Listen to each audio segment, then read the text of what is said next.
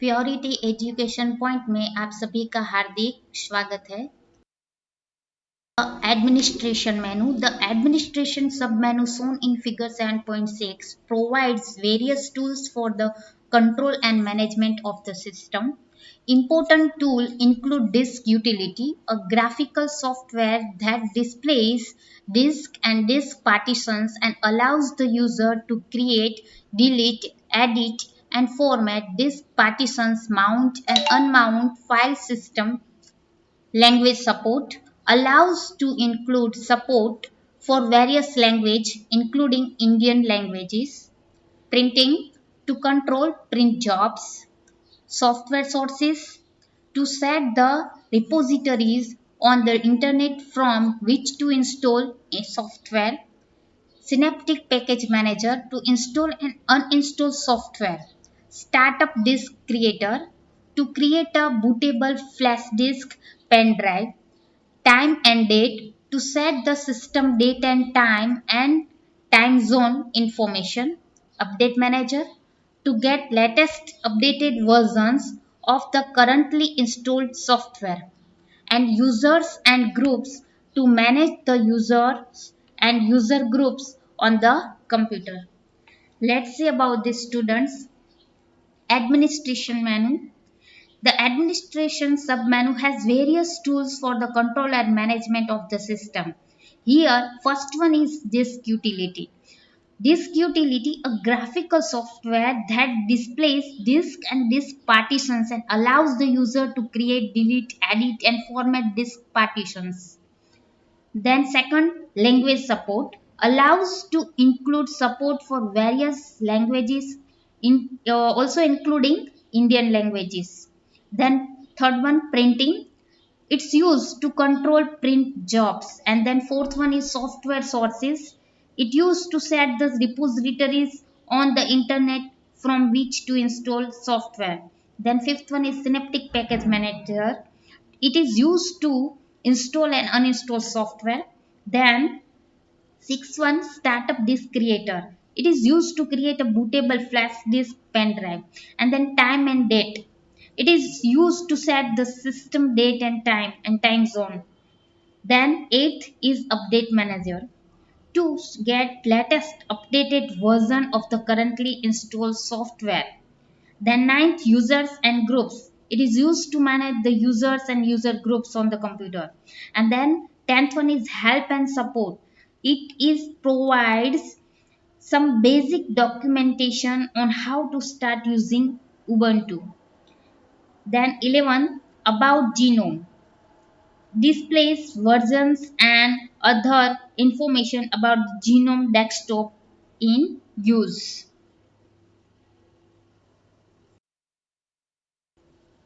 Help and support provides some basic documentation on how to start using Ubuntu.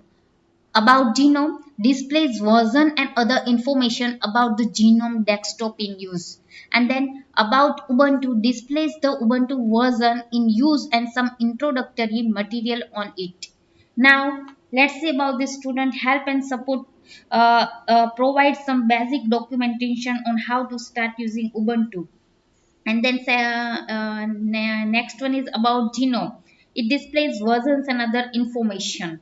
And then about Ubuntu, it displays the Ubuntu versions in use. The application launchers. If you run some application frequently, you may find it tedious to navigate the hierarchical menu structure to reach and start the application every time. The part of the top panel between the menu and the notification area can be used to house application launchers for applications frequently used by you.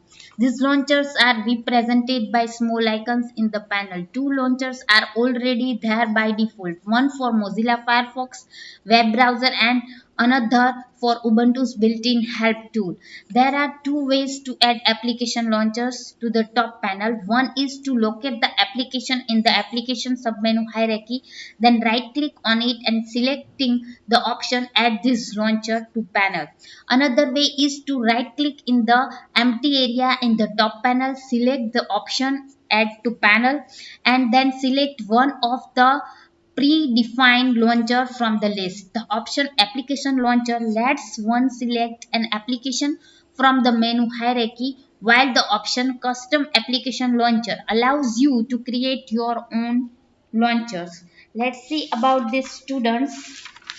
Here the application launchers, the part of the top panel between the menu and the notification area can be used to house application launcher for applications frequently used by you. These launchers are represented by small icons in the panel. Two launchers are already there by default, one for Mozilla Firefox web browser and another for Ubuntu built-in help tool. And then there are two ways to add application launchers to the top panel. First one is to locate the application in the application menu hierarchy, then right clicking on it and selecting the option add this launcher to panel. And then to right click in the empty area in the top panel, select the option add to panel and then select one of the predefined launchers from the list. The option application launcher lets one select an application from the menu hierarchy, while the option custom application launchers allows user to create their own launcher. When you select the option custom application launcher, you get the dialog box in which there are three options for the type of the launcher. First one is application, a GUI application, and then second one is application in terminal, and then third one is location. When you select the option custom application launcher, you get the dialog box shown in figure 7.7. There are three options for the type of the launcher: application, a GUI application, application in terminal, a CLI application, or a GUI application that needs to start initially in a terminal, and location. And to create a launcher for an application, you need to provide the executable program file corresponding to the application you want to run. Students, here the option application launcher lets one select an application from the menu hierarchy, while the option custom application launcher allows you to create your own launcher. When you select an option custom application launcher, you get the dialog box in which there are three options. First one is application, second one is application in terminal, and third one is location.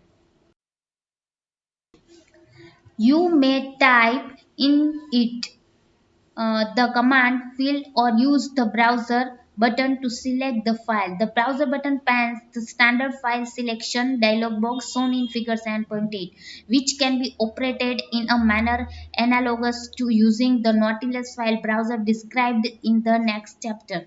To create a launcher for a location, a file in the file system hierarchy, you select the file in the same way. The name and comment fields are used to provide the name and description of for the launcher, with the latter being optional. The icon associated with the launcher can be changed by clicking on the icon in shown in the dialog box and selecting a new one. Most of the standard icons can be found in subdirectories of the directory user USR share icons. Alternatively, any small picture can be selected as the icon. We can even make our own icon using the GIMP image manipulation program discussed in next chapter. Student, here to create a launcher for an application, we need to provide the executable program file corresponding to the application we want to run. And then we may type it in the command field or use the browse button to select the file. And then the browse button opens the standard file selection dialog box, which can be operated in a manner to using the Nautilus file browser described we will see next chapter.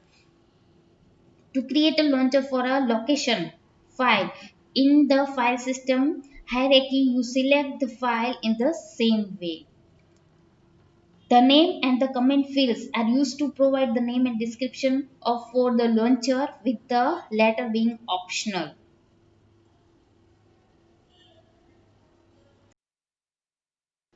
Figure 7.8, file selection dialog box.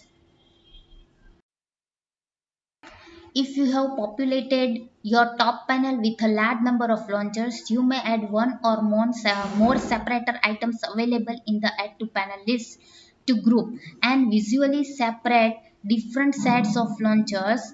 These items appear as vertical bars in the panel. The launchers can be easily rearranged using an operation known as drag and drop.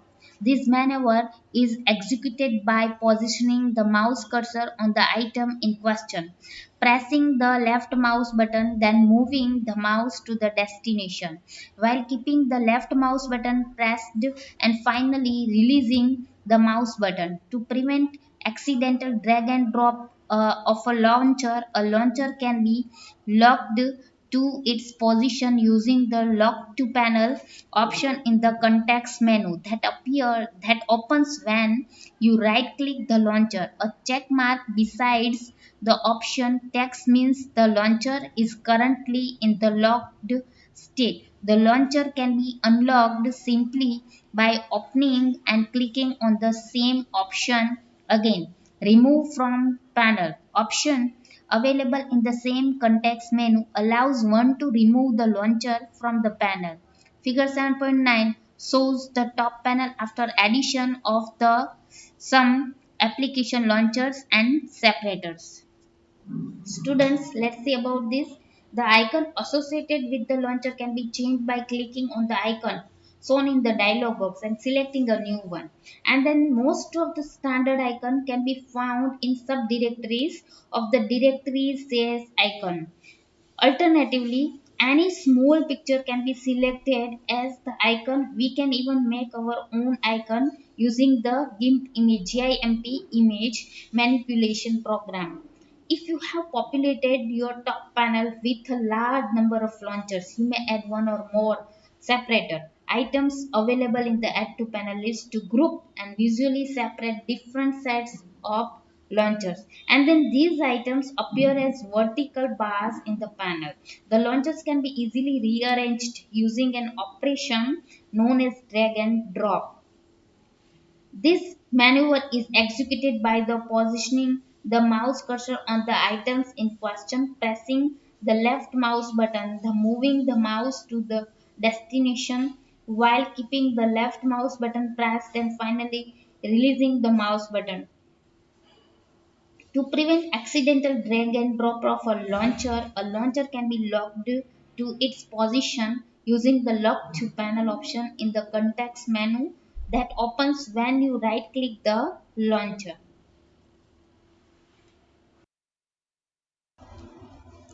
Figure 7.10 shows the right side of the top panel containing the indicator applets, the Me menu and the Session menu.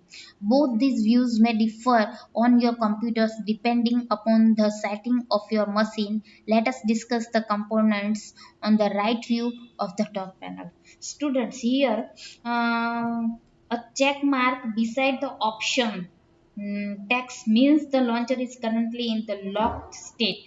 The launcher can be unlocked simply by opening and clicking on the same option again. Remove from panel option available in the same context menu allows one to remove the launcher from the panel.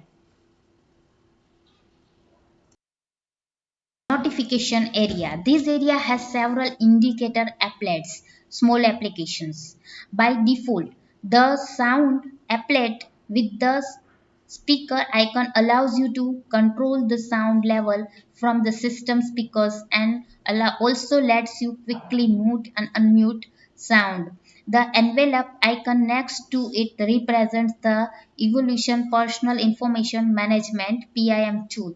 Evolution provides an email client that downloads and stores one's emails on the local system so that they can be accessed even when not connected to the internet. Among other things, it also provides internet messaging, IM or chat facility, and a facility to manage your calendar schedule of activities to be performed.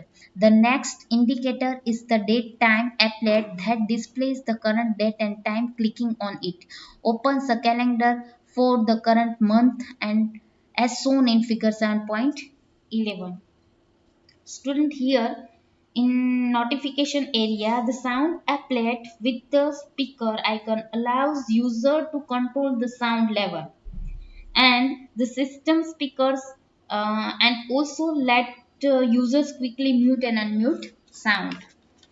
And then the envelope icon next to it represent the evolution personal information management. It is a full form of PIM tool. Evolution provides an email client that downloads and store one's email on the local system so that they can access even when not connected to the internet. And then it also provides internet messaging facility and a facility to manage your calendar. The next indicator is the date and time applet that displays the current date and time. Figure 7.11 calendar applet.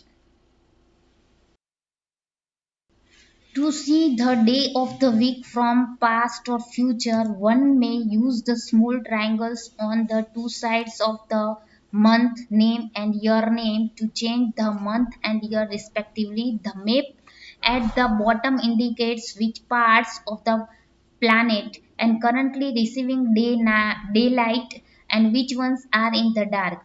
Clicking for a second time on the date time indicator closes the calendar. The next applet shows the status of the network interface in the computer and also allows one to connect and disconnect specific network interfaces. Particularly useful for wireless networks. Selecting editing connections from the context menu that opens when we right click on the network indicator opens the same interface that is used to edit network connection from the preferences menu. The icon of the network indicator itself indicates the current network state, not connected, trying to connect, or connected. Students, let's say about this. The next indicator is the date time applet that displays the current date and time. And to see the day of the week from past or future, one may use the small triangles on the two sides of months name and year name to change the month and year respectively. And the map at the bottom indicates which parts of the planet are currently receiving daylight and which ones are in the dark. Then clicking for a second time on the date time indicator closes the calendar. The next applet shows the status of the network interface in the computer and also allows user to connect or disconnect specific network interfaces, particularly used for wireless network. Then selecting edit connections from the context menu that opens when we right click on the network indicator opens the same interface that is used to edit network connection from the preferences menu. The icon of the network indicator itself indicates the current network state, that it is connected, not connected, or trying to connected. Thank you for watching Purity Education Point.